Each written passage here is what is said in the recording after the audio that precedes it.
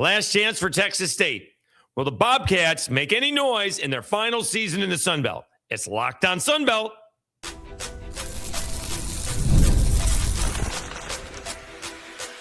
You are Locked On Sun Belt, your daily podcast on the Sun Belt Conference, part of the Locked On Podcast Network, your team every day.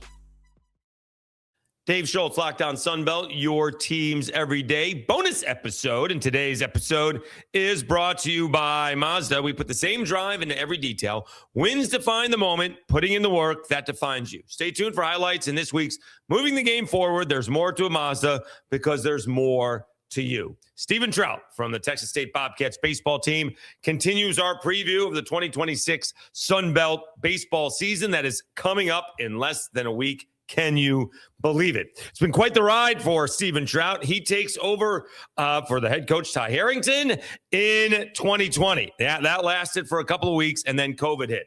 Then, due to injuries, they finished last and set a record for losses for a Texas State baseball team. And then they turned that right around by winning the Sun Belt and setting a record for wins. The last time Texas State was in the NCAA tournament 2022. How do they rebound and get back to the NCAAs? How do they deal with a portal? Who has impressed so far? We talk it all over with Stephen Trout. He is the head coach of the Texas State Bobcats entering their final year in the Sun Belt, and he is Locked On Sun Belt.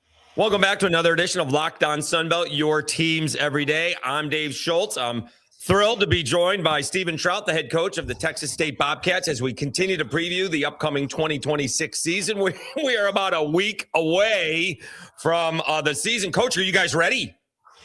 Yeah, we need the I think as coaches, we're never ready. I mean, we're right. ready to face another team, but I feel like there's always small things. Obviously, head into we go inter-squad today, which is a Thursday, Friday, Saturday. We get our guys the last Sunday off of the year before we head into the regular season. And so, kind of the last audition for our guys to make that push for the lineup. And so excited to watch that. But then, we're ready to start facing somebody different than ourselves. All right, looking back, you were named the head coach for the 2020 season. And just as conference play was gearing up, COVID hit. How did you guys handle that? How did you do that personally when all of a sudden they said, sorry, season's done? Yeah, I mean, I think, as an assistant coach, you're always trying to learn from your boss, your head coach. At that point in time, obviously Ty Harrington, but other places I've been, nobody was prepared for what we were having to go through in year one. Absolutely. And so, for us, I mean, we always go back to control what we can control. Obviously, we had zero control of any of that. And so for us, it was just, hey, let's sit back. Let's try to be there for our guys in whatever realm that is. Obviously, we were still taking online school and trying to figure that piece of it out. The whole time I had a 3-year-old daughter at the house. And so that was probably even more of a dynamic than anything, trying to keep her entertained for multiple hours. But, sure. But yeah, it was just, one of those things that, honestly, obviously as a head coach for the first time at the D1 level, obviously, we were ready to go. But to me, it just made everybody understand, like, hey, this game can be ripped away from you in many different ways. Didn't think in that way. But for us, it just made you appreciate, obviously, getting back on the field and playing one more game or going to practice or getting to recruit or whatever it was. So we just kept our guys on the horn all the time, talked to them as much as we could. But obviously, a lot of it was just hanging out and trying to figure out how to recruit from Twitter and from Facebook, I think. So there's good and bad there. I'm a hashtag always a bright side kind of guy. You got to spend time with your 3-year-old that you never would have had before.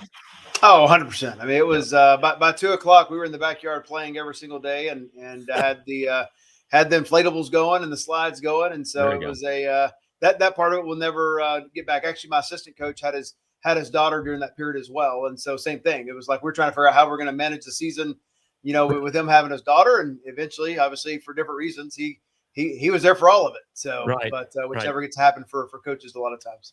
All right. And then shortly thereafter, the Supreme Court can't agree if it's sunny out or if it's Tuesday, and yet they all agreed that there should be NIL. Then the transfer portal happened, and that was the next thing that was on your plate. How has that evolved at Texas State over the last couple of years? Yeah, I think just like everything, you got to just continue to adjust. I think if you stay with the old school mindset and you just refuse to change with the times, you're gonna get left in a hurry in this day and age. And so to me, I think you just got to continue to figure out, okay, how do we make it best for Texas State baseball? And that was my goal, finding donors on the NIL side or figuring out how we're going to raise more money with different issues. I think all of it goes back to relationships. And, I think our guys, one, they love being in San Marcos. They love Texas State. They love everything that comes along with it of being a baseball player. So for us, we've had really good success of keeping our guys just due to people want to wake up in San Marcos every day. And I think obviously we treat our guys really well as far as the coaching staff goes. And I think they're really happy with their development and where we're heading as a program. And so to me, we had a lot of things going for us, but it's the day and age, right? There's money being thrown around bigger than ever. And for us, we don't shy away from that. We understand that. And kind of back in the COVID day, you control what you can control. You control how you coach your guys, how you treat them, what you're able to offer them. And, at the end of the day, if they want something else, then, probably shouldn't be in the program anyways. And so for us, we want guys that want to be Bobcats. They want to be Texas State Bobcats for life. And guys like Chase Mora has had options to go anywhere at any point in time. He stayed true and stayed loyal to it. So for us, that's what we're after. We know it's never going to be perfect, right? It's always going to happen. That's just the nature of the business. And so to me, like once it happens, you got to find a way to make your program the best you can with the next guy or the next recruit or whoever it might be. So you just keep figuring it out. And as soon as you have it all figured out, something else changes and you got to adjust, your philosophy or your fundraising methods or whatever it might be. But, to me, it keeps you challenged. Well, to say that the situation with the NCAA is fluid would be an understatement. So we just kind of move on. And So now softball and baseball are going to be the last sports that compete, maybe track and field, I guess, as well, for Texas State that competes in the Sun Belt. So you have an upcoming season, and yet you're recruiting and trying to get transfers in and stuff like that for next year and down the road, and yet you're going to be in Pac-12 2.0. How do you guys balance that out, trying to compete against the Sun Belt, and then next year, I think I saw, are you guys playing Gonzaga this year in baseball, and now you're going to be in the same conference as they are? Yeah, for sure. It's actually kind of crazy. We're playing Gonzaga and Washington State this year in one of our 4 preseason weekends, and so that was obviously all scheduled before we were heading to the Pac-12. And you knew something before the actual news happened. No, I asked every day. I follow along Twitter as well, and you get you say, oh, we're going to the Pac-12, or oh, we're doing this, and then the next week it wasn't happening. Then you figure out, what, nobody knows, and so, but yeah, once we did that, I looked at my schedule and said, well, we're getting a little preview of what it's gonna look like, and so, but that'd be cool. But yeah, I mean, for me, I love the Sun Belt Conference. I think Sun Belt baseball is obviously, one of the top leagues in the country. And I told somebody the day, it's going to be about, the new teams and battling, the new travel and finding, obviously the new hotels and kind of the logistics are so comfortable in what we're doing now in the Sun Belt, because we've been there multiple times. To me, it's going to be obviously about the people too. I think these coaches in this league are some of the best coaches in the country, and they've been nothing but unbelievable to myself. And when I got the head job in 2020, and some guys were already the head coach, and then some of us came in together, and some of us have been there. And although obviously we compete like crazy on the field and want to win every game, they've been really good as far as development off the field and questions about the things we kind of talked about of, hey, what are you doing NIL wise and portal wise, and trying to figure it all out. So so much respect for the guys that we get to battle every day in the Sun Belt. And that's why you see the Sun Belt, the best it's ever been before. It has to do with those coaches and those staffs and what they've done with their programs. All right, let's take a timeout. We'll come back and continue our conversation with the head coach of the Texas State Bobcats, Stephen Trout. He talks transfer portal, but as a result of what's going on in the portal, he's taking advantage of going to get some really good freshman players. We'll talk about that with him after I tell you about FanDuel and TurboTax.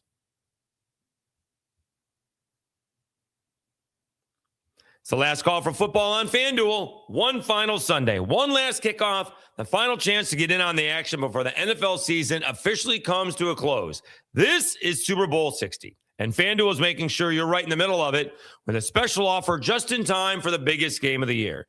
Whether you're taking the favorite, that would be the Seahawks, riding with my underdog Patriots, or building one last same-game parlay, this is the game everyone's been waiting for, and as I've mentioned, some more than others. This is where predictions turn into plays, stats turn into storylines, and every snap feels bigger. It's a perfect way to cap off the season and make the Super Bowl even more exciting from the kickoff to the final whistle. If you're a new customer, bet just $5 and get $200 in bonus bets if you win. Make it count, because after the Super Bowl, the season's over. Last call for football on FanDuel, an official sportsbook partner of Super Bowl 60. Visit FanDuel.com to get started. And TurboTax. Tax season doesn't have to take over your life. This year, TurboTax is making it easier than ever just to hand things off and move on with your day. With TurboTax full service, you can have your taxes done for you by a trusted local expert, start to finish, without the stress or guesswork. Instead of spending hours trying to figure out forms, you can meet with a local TurboTax expert in person or connect online. They handle everything from W-2s to self-employed forms and work to get you every deduction. You can upload your documents, go about your day, and get updates right in the TurboTax app. It's a huge time saver and gives real peace of mind knowing an expert is handling it. For a limited time, you can have your taxes done by a local TurboTax expert for just $150 all in. And for TurboTax expert didn't file for you last year. Just file by February 28th. Take taxes off your plate and get back to your life. Visit TurboTax.com/local to book your appointment today.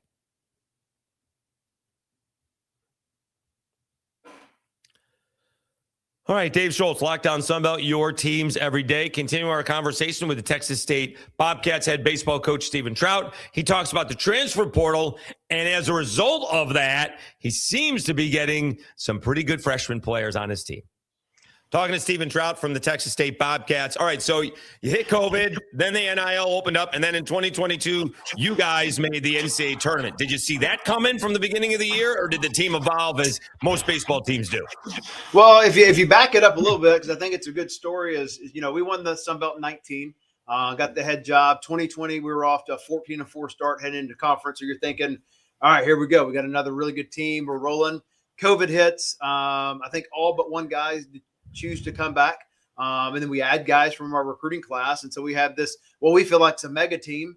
And all of a sudden through injury, through obviously all of our midweek games were all Big 12 SEC opponents. We did it a lot anyways, but because of, not playing our normal schedule, we could never catch our breath. And then when we had injuries early, so in 2021, we actually set the school record for losses. And so you go from first year as head coach, COVID, second year and as a head coach, set the school record for losses. You're going, man, I've really screwed this one up. So you had a lot more hair in 2019 is what you're telling me.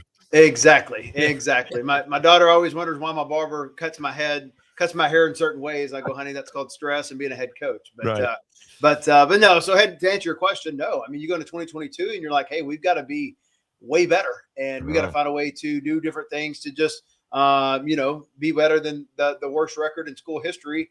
Flip it around, 6 months later after the season starts, we set the school record for wins. So we go from setting the school record for losses to set the school record for wins, win the Sun Belt, and 3 outs away from hosting a super regional. And that was a really awesome journey, awesome story, and a lot of credit goes to my staff and to my players, because a lot of the same players were in the room, and so the same group that set the school record for losses set the school record for wins. So those guys will go down in Texas State history. So I'm a much more of a reasons versus excuses guys. I know coaches don't like them because fans don't want to hear them, but there's a reason that the midweek guy is pitching in midweek or coming out of the bullpen, and then all of a sudden you find him pitching on Friday. All right, and then you're not as good as you were going to be because the weekend guys are all hurt. So you're just much more healthier in 2022? Oh yeah, I mean 100%. I mean we were healthy. We had some injuries. We actually had some injuries down the stretch. That probably affected us, probably winning that regional. We had to bring back our Friday starter, our Saturday starter to try to win that winner take all game in Stanford. And, granted, I think we had a couple more guys like everybody does, right? Sure. If we had those guys, then I think that could be a different story as well. But yeah, we were really healthy. And to me, I think there's different type of injuries. There's one that's I would say in our control of trying to make sure our guys are healthy with their arm care and what they're doing and trying to get ahead of everything, which we do a great job of. And then there's just freak accidents, right? Guy gets hit by a pitch or, last year our Friday night guy got hit with a line drive off the forearm the week before opening series with a 104-mile line drive. Things you can't control, right? And so, but nobody knows about. So a lot of, as people say, excuses, but 100% it's reasons. And I've never had a good season when we weren't healthy. You're always going to have some form of injury. So let's not, even in 22 we had injuries, but they weren't season ending or long-term injuries to where all of a sudden we were missing Friday, Saturday, Sunday, and actually that year we kept the same weekend rotation from day one to the end of the season, I believe, and then of course our closer as well, who was a stock for year. So you got to have some luck on your side, some health on your side, and obviously some really good players on your side. Well, you've been in baseball a long time. No one can, understand a hit by pitch in the hand. You can get a guy hit by pitch in the hand, and he's out for the weekend because his hand blew up and he can't grip the bat, but he's back the following week. And that you can get a guy hit on the hand, and he's out for 6 to 8 weeks because it broke.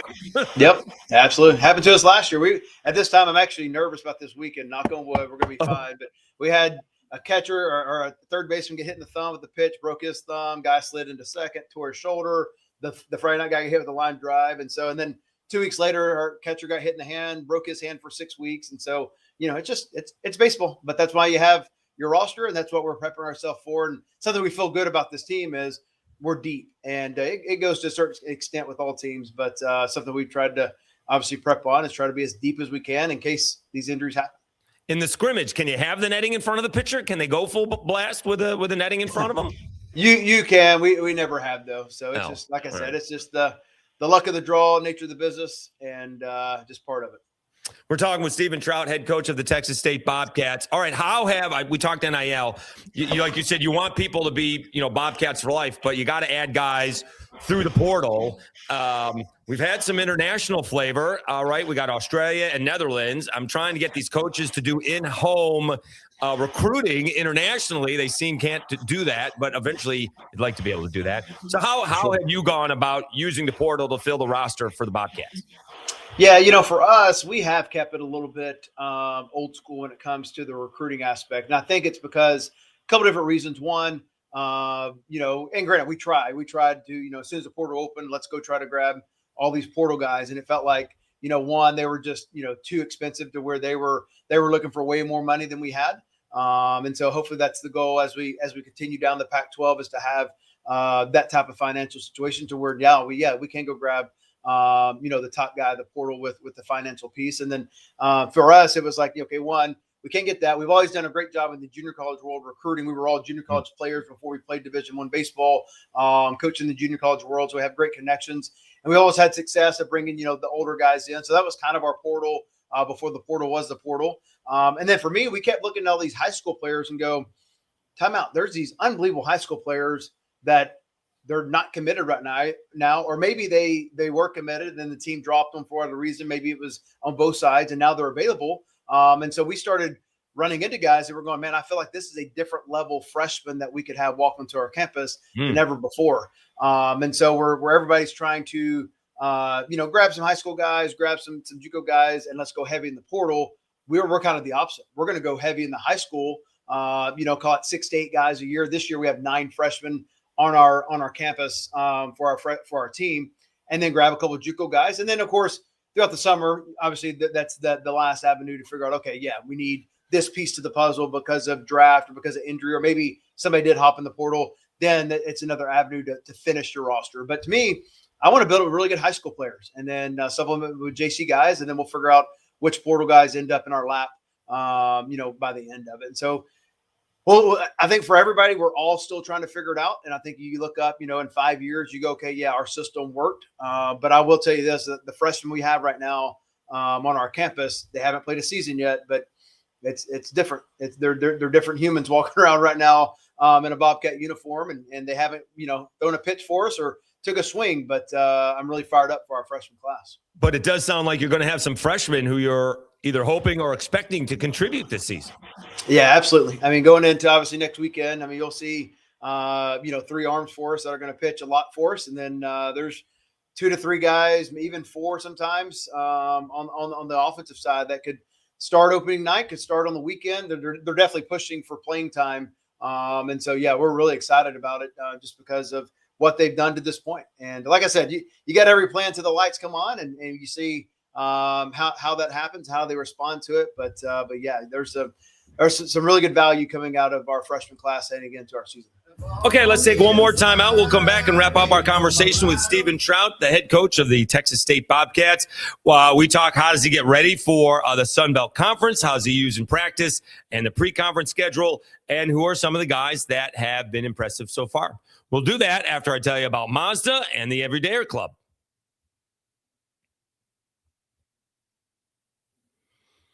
This is Mazda's moving the game forward. For those who show there's more to the score than what's on the screen. And let's give it up to the App State Mountaineers basketball team. Winners of 5 in a row. That's after their previous 8 games was win-loss, win-loss, win-loss, win-loss. They held off a very pesky and talented South Alabama team to hang on for a victory, and they have moved into second place in the Sun Belt, a half a game behind the Troy Trojans. Give it up to App State basketball. These remind us of what it really takes to raise the bar. It's the extra work off the court, dialing in every detail, giving in that extra fire, that grit, and I never quit. We put that same passion in every model. Highlights make them real. What it took to get there makes it count. There's more to a Mazda because there's more to you. And the Everydayer Club. Thank you for making Locked On Sunbelt your first listen of the day. And thank you for making Locked On the #1 sports podcast network. You already live Sunbelt sports all day, every day. Now take it up a level and go ad-free. Join the Everydayer Club today and get Locked On Sunbelt with no interruptions for just $5 a month, or even better, $50 a year. Go to LockedOnSunbelt.supercast.com or check the link in the show notes to learn more. All right, Dave Schultz, Locked On Sunbelt, your teams every day. Let's wrap it up with Stephen Trout of the Texas State Bobcats. How does he prepare for Sunbelt play, and who has impressed him so far? He is the head coach of the Texas State Bobcats. He is Stephen Trout, and he is Locked On Sunbelt. Talking to Stephen Trout, Texas State Bobcats head baseball coach, Dave Schultz with you, Locked On Sunbelt, your teams every day. Continuing to preview the upcoming Sunbelt 2026 season. All right, so how do you use spring and the pre-conference schedule to get ready for conference? Are you set with your rotation? You said you got a handful of scrimmages yet to go heading into the final week. I presume by Monday some decisions will be made. How do you go about doing that? And of course, it's always going to fluctuate. That's fluid as well. A bunch of coaches have said, the lineup I put out in February is not going to be the same one in May 1st. That's just the way baseball is. If it is, maybe that's how you get to that's how you go from, worst to first, if it does stay that way. But how do you get ready for that Sunbelt play? Are you set now? Do you still have some decisions to make? Yeah, we still have a couple of, we kind of know the group of guys. I think it's trying to figure out what's the best to set up for the weekend as far as rotation goes. We have 2 guys coming back from injury that are going to be big pieces, especially when we get to the end of March, April, May, that are coming back. And so we're trying to figure out how to bring them along to also, not mess up our weekend as far as if they're on a pitch count and all of a sudden, on Friday night, we're, our Friday night guys going 2 innings, right? It's hard to do that to start your weekend. So trying to mix innings around and make it all work out. But we kind of know who our starters are. There's probably, 5 guys battling for the 4 spots right now. And so heading into the last weekend, we have a feel for it, but we don't usually like to give that out until, we get through this weekend and get to Monday and go, okay, this is what we're rolling with. And so we have an idea. I think the biggest key is trying to figure out our bullpen, because we have, like I said, we do have a plethora of arms that we like to use. But we're trying to figure out, who's better in the 8th versus the 9th. Some guys are extended out. Some guys are more 1-inning guys. And so we have an idea. And same thing on the lineup as well. But for us, I want to use every game before we get into conference to figure out who has those opportunities. The guys that have put themselves in position to win a job, maybe they're the 10th hitter or 11th hitter, they're going to get their opportunities for sure. I think the scary part is the whole time you're figuring that out. You got to win baseball games because to me, Game 1 and Game 56, when you're trying to be an at-large team, are just as important. And so, the whole, we just throw some guys out there. If we lose it, no big deal. People always say you want to play your best baseball in May and June, and I totally 100% agree. I also want to play really good baseball in February. And so you can usually don't win a championship in February when it comes to obviously the Sun Belt. But as far as being an at-large team, which is always our number one goal, you got to go take care of business, from the start. And granted, you want to have those growing pains and learn from those losses and things like that. And that's going to happen. But to me, you got to be prepared. And so to me, we're not just going to throw somebody out there if we don't feel like they're going to help us win the game that day. But you're constantly trying to move guys around, put them in different positions to prepare for injuries, and then also prepare for, conference as we head into it, because in this conference, you better be ready to roll from day one. Well, that is the difference between being in the Sun Belt. And I know Sun Belt fans don't like being a mid-major and really not fifth best, probably the fifth best conference in college baseball, maybe fourth some years. But there is a difference between a Sun Belt team playing a midweek ball game against SEC or Big 12 compared to the SEC doing it, because that's where the SEC is absolutely going to give some guys a chance because they're not going to get it on the weekend. Sun Belt teams want to do the same thing, but if you start racking up midweek victories and the SEC team loses, that doesn't matter because they're playing top 10 RPI teams on the weekend. Right. Whereas this is the opportunity for the Sun Belt teams to collect a half a dozen. Coastal did that last year with Clemson, right? I mean, it was a whole big thing. I think they did it twice, and that's a big deal. That's how you go to host. And so that's kind of that, you guys want to see who can contribute as well. But at the same time, at least I feel that's where the Sun Belt has to shine in those midweek Power 4 games where they can scrape across a victory, because I don't want to say the other team's not trying. They want to win as much, but they're giving guys opportunities to play that won't play on the weekend. Yeah. I mean, for us, we look at it every time on, all right, this is a Tuesday game or a Saturday game or a Friday game. We're going to do everything we can to win this ball game. And then we'll wake up tomorrow and we'll figure out how to win the next game. And so to me, if you start trying to plan out too much, besides your weekend starters, of course, but to me, if my closer is available for 2 innings on Tuesday and he's obviously ready to do that, then we have a chance to win the baseball game against, if it's Texas or A&M or whoever we're playing that day, we're going to go do it because we got to go win those games to be an at-large team. And so to me, it's just whoever's available to pitch or play that day, whatever we're going to do to win that baseball game, we're going to do it. We'll wake up tomorrow and we'll figure out tomorrow when we get there. And so there's a long-term play, but then there's also just the day-to-day you're trying to go get after it and try to do that. And so the same thing. I mean, I think for us to be an at-large team, the problem is though, if you are a little tired going into the weekend against a Sun Belt team, good luck, because you're about to get beat in a hurry. And so we have to think about that as well too, of not overextending our guys on those Tuesday day games to be ready for the weekend. And so I think that's the beauty and the toughness of the Sun Belt is, I mean, you go into any weekend, if you're not ready to go, you'll get swept in a hurry. Talking to Stephen Trout, Texas State Bobcats head baseball coach, Locked On Sunbelt, your teams every day. Continuing to preview the 2026 Sunbelt baseball season. All right, how do you go about setting that rotation? Is it on the weekend? Is it just the best pitcher? Do you try to get different kind of pitchers? Hard-throwing righty, hard-throwing lefty, softy, crafty. How do you change that? Does it, is that a thing? Do you sometimes we just have our 3 best pitchers are hard-throwing righties? That's what's going out there Friday, Saturday, Sunday. Yeah, every year is different. I mean, obviously, if you can sit down and script it, that's amazing. But yeah, I think to me, it comes down to who's the guys that you feel like can go, 5 to 7 innings, every time they grab the baseball. And we know that's not going to happen, but who can go out there and go through a lineup multiple times, who has multiple weapons to make that happen. A guy might have an elite slider, but he's really hard to start if he doesn't have, something to go with it with a good fastball and a third pitch to go through the lineup a third time. Lineups are just too good. And they're going to see that. So to me, it's guys that can, one, fill up the strike zone, and they're going to put you in a position to win every single game because of making the other team earn it. And then 2, do they have multiple weapons to go through the lineup 2 to 3 times as you go through? And granted, this day and age, baseball, you very rarely see starters go into the 7th and 8th inning a ton anymore. It's a lot of times you can get them through 5, you feel really good about it, and then you go to some power arms on the back end. And so. You just kind of look at, who do you have available in that bucket of players? And then you start figuring out, okay, what makes the most sense for them through the weekend. Sometimes early it's about, sometimes even their experience, if you got the experienced guy, you can throw them on one day and then fit in another guy in the middle of it. So for us, we just try to figure out what's the best case scenario to go win each game, but for the longevity of the weekend. And you got to have strike throwers in there, and you have guys that can go through the lineup multiple times. And if it works out where it's, all right-handed, which it did in 22, we were all right-handed on that side of it. You just take it what it's in and say, hey, here's our best. Let's go to work and see what happens. We're talking with Stephen Trout, head baseball coach for the Texas State Bobcats, Locked On Sunbelt, your teams every day. All right. Without telling me Friday, Saturday, and Sunday, because I don't think you're going to do that yet, who are the pitchers that are in contention to pitch on the weekends?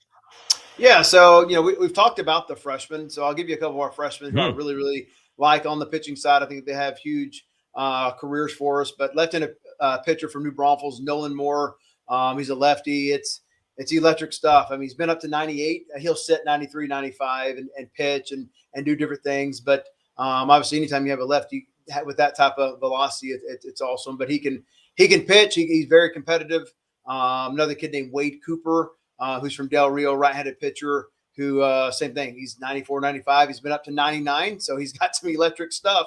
We're just trying to figure out with all of them, start, relieve, all the above, but they're in that boat. And then another left-handed pitcher from Flatonia, Titan Tarjack. He's got a really good fastball, really competitive kid who can really compete. He's always going to be around the zone, and so he's going to go compete like crazy. So really like those three freshmen. That's what we're trying to figure out is how to move them along, not just for this season, but their career and all the above. But they have some of the best stuff I've seen walk in. And then some of the veteran guys, you got Kyle Fralick, who came from UT Tyler, one of the 6-year guys in our program with the new waivers and everything. He took advantage of it. He actually this summer, great story. He's working a construction job back in Canada. Thought he was done playing, and then the waiver came out where they could get the extra year. We called him, and he really didn't want to do it. He was kind of set being going to work. And I think that construction job 3 weeks later was like, you know what, pitching a baseball is way better than working this construction job. And so we called him back and luckily he's in a Bobcat uniform for his 6th year. And then Jesus Tovar was our, Saturday starter last year, left-handed pitcher, had some really big games, shut out Coastal 1-0 in a 1-0 game. That was just a straight pitcher's duel with Fluky that day. And then, had some other big wins for us. And so, that's kind of our mix of guys when you start looking at it. Another guy, like I said, you're trying to figure out with some of these guys, are they going to start or you'd rather come in the 6th inning and finish the game like a guy like Alec Beaversdorf, who was, All-American at LSU Eunice. And so that's kind of some names as far as starters go as far as in that mix. And then all the rest are kind of battling for those bullpen roles that we're figuring out that obviously we lost. Really, our top 3 bullpen arms were Bryson Dudley, who went in the 7th round, Carson Laws in the 14th round, and Matthew Tippy signed with the Yankees. So that's our biggest piece is trying to figure out that bullpen because we had some electric arms last year. So is that pitcher from LSU, Eunice, is he on like a 80-game winning streak or something like that? That's LSU Shreveport, but they win a lot too. Oh, Shreveport, okay. Yeah. All right. But they win a lot over at LSU Eunice as well, and get a lot of wins over there. And that's all he does is know how to win baseball games. So. And you're telling me there's a kid from Texas who pitches whose first name is Nolan? Really? That's right. He is right. He throws 95. Come on. That's right. So absolutely. I haven't seen him put him in a headlock though. I haven't seen that one yet. Right. He hasn't done Robin Ventura yet. Don't challenge him. No, don't do that. He may do that. All right. How do you like your lineup heading into the final week of the practice? Yeah, honestly, this fall, our offense, we left the fall going, man, we're really good on offense, and we had some question marks on the mound of figuring out where we are. The more games we played, and then we started playing our outside competition with we played TCU and Blinn this fall. We started going, well, maybe our offense is just really that good, and maybe our pitching staff, is good because they actually pitched really well in the 2 games against outside competition. And so they're patient. We talk about hitting strikes hard all the time, so making the pitcher throw strikes before we're swinging the bat. So if they want to build us innings, do that. And then really locked into the doubles and homers and trying to slug and trying to create extra bases. And so really like our lineup. And like I said, right now, we started doing it today. Right now, we feel like there's 14 to 15 guys that could help us out on offense. Obviously, we'll narrow that down and make that happen. But guys that we feel like have a chance to, go get after it and step in. And so to me, you start with a guy like Chase Mora, who's, your returning all conference, player and kind of been the mainstay around here. Clutch himself. That's right. I can't believe he's a senior. It went like that. And then, really excited for Rashawn Galloway. Rashawn last season in the offseason lost about 40 to 50 pounds and got in unbelievable shape. How does he do that? Because I need help in that territory. Yeah, no doubt. I mean, he starts talking about all these nutrition things. And I'm like, man, I got to continue to follow your lead because I mean, he counts his calories, counts his proteins every single day. Still to this point, I felt terrible for him last year because he did that in opening night. He broke his hamate. And then as soon as he came back, he actually got the game time hit against Southern Miss. And then he pulled his hamstring. And so he was just injury bug all year long. And the game didn't pay him back for all the hard work. So he's been our best hitter. He didn't have enough fat to protect those muscles and bones. That's the problem. I've messed with him a couple times, but no, he's done. I mean, he moves completely different. He's given himself, obviously, to play outfield for us and to catch and to do different things and for his pro career. But he's motivated. So really, really excited about those two returners. And, like I said, a lot of the new guys and young guys coming in. It's going to be a fun mix. So I'm excited about it. All right. He is Stephen Trout, the head coach of the Texas State Bobcats. Final season in the Sun Belt. We'll see if they can make some waves. Really appreciate your time, Coach. Thank you so much for hopping on. And hopefully we'll catch up sometime during the year. Do appreciate your time. That was great. Absolutely. I appreciate you. Thank you so much.